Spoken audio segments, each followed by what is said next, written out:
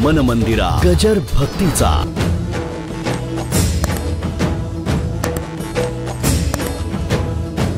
बाई वाढते ती गोष्ट काय आम्हाला करायला यायला पाहिजे का? नाही, पण जिवेवर ठेवल्यावर जीभ संपते. आहा, क्या बात है, क्या बात है, वाह. नाही तर मग कसं काय झालं?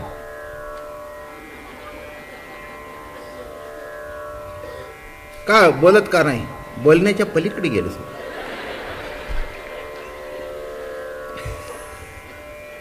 आता काय बोलावं काय? डबल मीठ पडले बोलावं काय?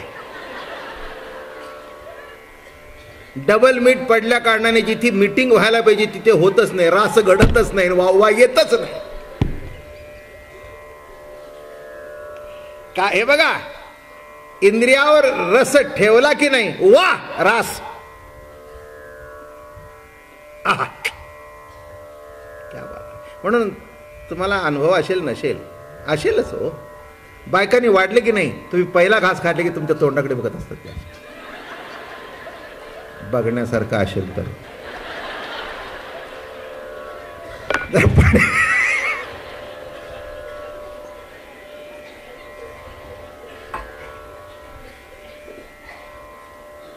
नाही, म्हणजे तुमचं बघण्यासारखंच असतं, पण बघण्यासारखं ठेवत जा जरा. म्हणजे मी असं कसं तुम्हाला म्हणेन, उगीच डोळे वाटावर. नाही, काय हे बोलावं सुद्धा, चांगलं बोलावं. बोलण्याच्या सुद्धा पद्धती आहेत. वाईट झालं सांगायचं असेल ना तर असं सांगावं की इतकं काही शेजारच्या वेळी इतकं वाईट झालेलं नाही तुझं. कारण शेजारची वहिनी नसतेच ना ऐकायला. तिला डावलून आपल्याला चढवलं म्हणून कुठे बिघडलं? शेवटी राहायचं हिच्या बरोबरच ना. नेगेटिव्ह सुद्धा सांगताना पॉझिटिव्ह करून सांगावं. हेच तर त्याच्यातलं वर्ब आहे. काय मग आता मला सांगा, रास घडली असे ठेवलं की वा वा वा आलं की समजावं, झाली जमली, रास झाली. रस विषयामध्ये एक सांगतो, रसरूप भगवान आहे. रसरूप भगवान आहे. आणि राधा राणीचं नाव आहे रासेश्वरी, रास ईश्वरी, रस ईश्वरी. प्रत्येक गोष्टीमध्ये रस आहे. बोलण्यात रस आहे, खाण्यात रस आहे, चालण्यात रस आहे. काय अभ्यास करतो पण रस घेत नाही. काय घ्यायला पाहिजे? रस म्हणजे इन्व्हॉल्वमेंट पाहिजे. वाचतो पण रस नाही घेत. आपलं बिगार टाळायचं. बे कबे बे दोन्ही चार. काय काही माणसं पोट भरण्याकरता खातात आणि काही काही कसे आहेत, रुची रुची लगावे भोग. त्या प्रत्येक घासातला आनंद घेत. वाह क्या बात आहे. हा काय भाकरी, वाह काय चटणी, हा मस्त आहे. असं तोंड भाजलं, वाह. असं मराठी कळतंय ना तुम्हाला? काय तोंड भाजलेलं सुद्धा ते असं भाजलं की ते सुद्धा वा सांगतो. अहो त्याच्यामध्ये सुद्धा रास आहे. मला जितकं सोपं करून सांगता येईल आणि रोजच्या जीवनामध्ये तुम्हाला बघता येईल. घरी जाऊन आमटीचा फुरका मारला आणि खरंच चांगली झाली असेल ना, समजा आज रास क्रीडा जेवणातली आपल्या घरी घडली. आता सरळ आहे. ती रास क्रीडा 5000 वर्षापूर्वी वृंदावनात घडला असेल. मला घेणं देणं काही नाही त्याच्याशी. माझं बोलणं कळलं का? त्या रास क्रीडेशी घेणं देणं काही नाही आहे. ती रास जर माझ्या जीवनामध्ये, त्या रासेतला एक कण आला तर माझ्या जीवनाचा उद्धार झाला. रेडिओला सगळी बटणं असतात. सगळ्या बटणावरच जे पाहिजे ते येत नाही. ती योग्य रेंज यावी लागते, योग्य वेवलेंथ जमावी लागते. आणि योग्य वेव आले की ते एकदा अरे लागली बरं का मॅच. हे बघा ते मॅच लावत असतात की नाही. आता मी प्रवास करतो तेव्हा कधीतरी ऐकतो, मग ते कधी लागतं एकदम शिक्षार लॉक. म्हटलं काय झालं रे, एकदम कसं ओरडलं ते? नाही म्हणले क्रिकेटचं लागलं, वेव लागली. कळलं? म्हणजे लंडन मधले चाललेली मॅच गाडीत सिक्सर आणि आम्ही टाळ्या वाजवतो. सिक्सर अरे असंच केलं पाहिजे. तिसरी ओळीने मग लंडन मधली सिक्सर इथले टाळी मग इथल्या लंडनमध्ये बसलेला इथे साधा ऐकू येऊ नये, अरे काय माणसं आहे का भिताडात? काय झालंय, जरा तुमची अँटिना तुटली आहे. मराठी कळलं असेल. हो, मध्ये आमच्या गाडीत ऐकूच येत नव्हतं. मी आमच्या ड्रायव्हरला म्हटलं का नाव म्हटलं, त्या पोराने कोणीतरी उभी असताना गाडी अँटिना तुटली. तसं जरा या इथे आणि अँटिना नवीन बसवून घ्या. त्या अँटिना बसवल्या की मग ऐकू येईल.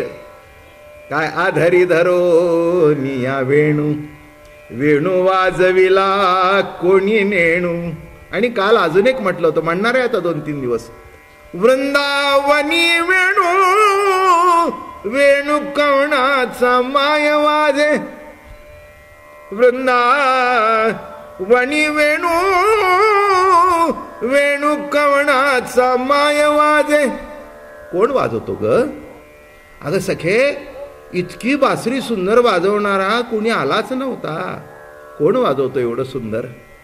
हे बघ, कळत नाही, स्वर कळत नाही, ताल कळत नाही, पण बरं वाटतं ग. हे बघा, आम्हा पुरुषांना स्वयंपाक करता येत नसेल, पण आमची जीभ मेलेली नाही.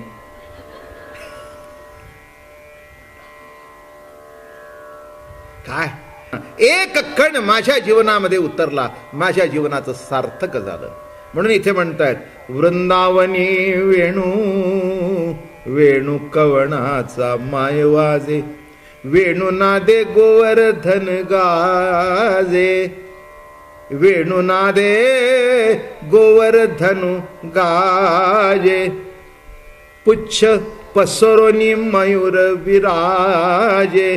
मज पाहता भासती यादव राजे. वृंदावनी वेणू, वेणू कवणाचा माय वाजे. मज पाहता भासती यादवराजे.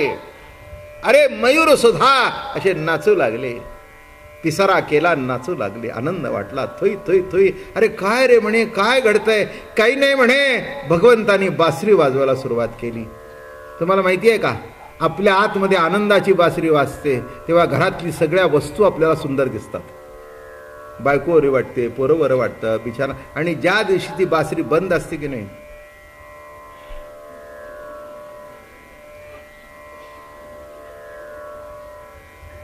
काय झालं, काय झालं, लक्षात ठेवा.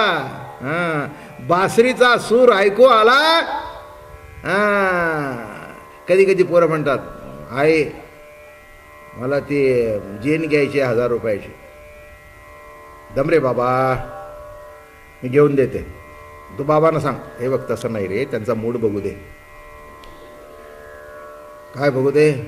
एकदम खुशीत असले की नाही, म्हणजे मला कळतो त्यांच्या बासरीचा सूर. त्यांच्यातला सूर पण मला माहिती आहे आणि त्यांच्यातला असूर सुद्धा मला माहिती आहे. आणि त्यांचा सूर बेसूर केव्हा होतो हेही मला माहिती आहे. काय, एक सूर आहे, एक असूर आहे आणि एक बेसूर आहे. हे सगळे आपल्यात आहेत, हे सगळे आपल्यात आहेत, कोण नाही आपल्यात. पण जेव्हा बासरीचा सूर येतो, म्हणून इथे म्हणतायत तृणचारात सरू विसरली. गाई व्याघ्रे एके ठाई झाली. पक्षी कुळे निवांत राहिली. वैरभाव समूळ विसरली. वृंदावनी वेणू, वेणू कवणाचा माय वाजे. बघा की इथे काही सगळी साधी सुधी माणसं आहेत काय. काही गायी आहेत, काही व्याघ्र आहेत. माझं बोलणं चुकलं का काही? काही रागीट स्वभावाचे आहेत, काही प्रेमळ स्वभावाचे, काही मध्यस्थ. पण या प्रवचनाच्या निमित्ताने गायी व्याघ्र एके ठाई झाली. इथे असे आहेत काही काही नातेवाईक की त्यांचं पटत नाही, पण येतात इथे. एक इकडे बसतो, तिकडे बसतो. गायी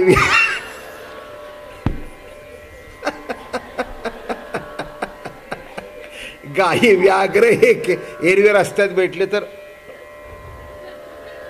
मग तो पहिल्या दिवशीच बघतो. आपला नात्यातला पटत नाही, तो कुठे बसतो तिकडे. मग तो त्या एंट्रीने येतो, तो हा एंट्रीने येतो. पण प्रवचनात दोघेही खुशीचे असतात. गायी व्याघ्र एके ठाई झाली, पक्षी कुळे निवांत राहिली. म्हणजे हे उडणारं जे चित्त आहे बरं का, उडणारं जे चित्त आहे ते घरटं सोडून 1 तास तरी जात नाही.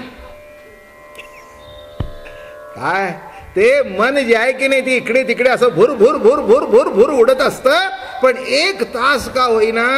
लक्षात ठेवा, बाबा महाराजासारखा एक प्राकृत माणूस, साधा सुधा माणूस प्रवचन करतो तर तुमचं मन 1 तास इथे राहतं. आणि जर कृष्ण परमात्मा त्या काळात बासरी वाजवत असेल तर कशाला कोणाचं मन इकडे तिकडे. मन मंदिरा गजर भक्तीचा.